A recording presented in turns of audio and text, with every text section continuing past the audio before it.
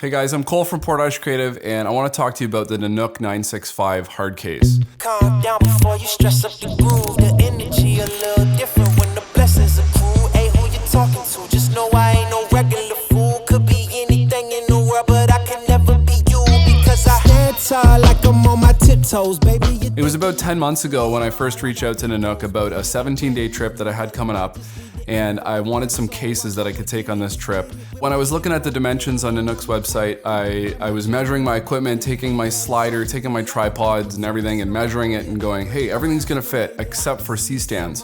What am I gonna do with my C-stands? And that's always been a real challenge. I know some people will travel with smaller light stands, but when you're setting up a microphone over with a boom pole, or you're setting up larger LED lights like the ones that I use, you need heavy duty light stands. And so I did a bunch of reading and I found these 24-inch risers that actually go on top of the short C-stands. And when everything's disassembled, if I put it on an angle, it actually fits in the top of the Nanook 965.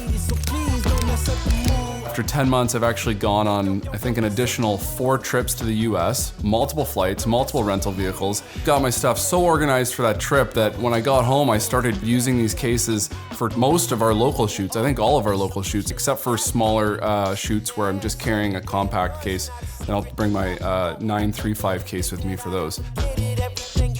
We've actually been able to pack all of our equipment in 3 of the cases, including clothing for long trips and carry-on, like a backpack carry-on as well as a 935 carry-on. I'll take 2 of the 965 cases, and our producer will take a 965 with the 935 stacked on top with a bungee cord.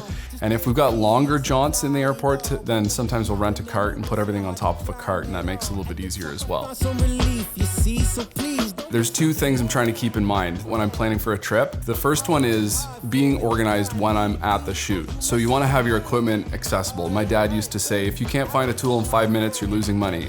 The Nanook cases with the padded dividers keep everything really organized while I'm shooting. I know a lot of people like the pluck foam because you can create cutouts of everything that you want for all your equipment. Personally, we're constantly changing our equipment or upgrading, changing equipment around. So I wanted something that was more modular, and I really like the padded dividers for that.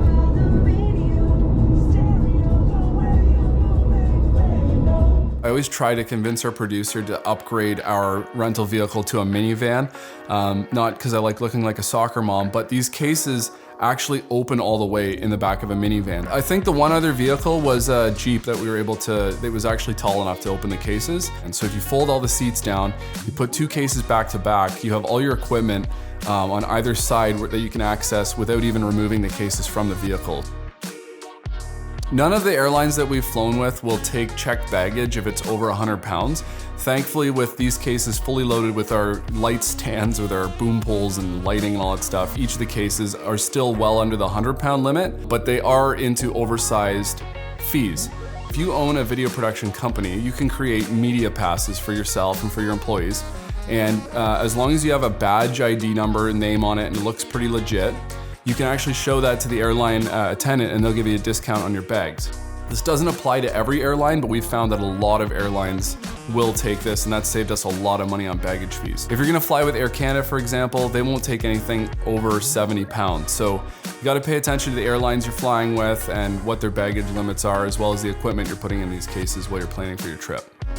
So on that first trip, it was a 17-day trip. We had multiple flights, multiple rental cars, and on the very last day, on our way back, the baggage came out of the oversized and one of the wheels was busted off. And I don't know who is in the back, what gorillas they have working at the back at Toronto Pearson, but I can only imagine someone took that case and dropped it right on the corner of the case for the wheel to break, because there's no other reason that the wheel would break off like that. But the good news is, all Nanook cases are covered with a lifetime warranty, and it took a quick email and they shipped me that wheel very quickly. So if you're a solo shooter and you've got a small mirrorless kit with just a few items, you probably just want to have everything in your carry-on. But in our case, we're running a video production company. It's really important that we've got that additional production quality on each of our shoots. And it's really important to me that our clients down in the States are getting the same quality end product that our clients right next door to us are getting. So if you're like me and you don't want to compromise on quality, You wanna make sure that your equipment is getting to the location safely, and you wanna stay really organized on site while you're shooting. I think the Nanook 965 will be a great choice for you. But check out their website, take some measurements. They've got all the dimensions on their website. So you can see the dimensions for each case, you can measure your equipment and plan that out, and that's half the fun of finding a good case for your equipment.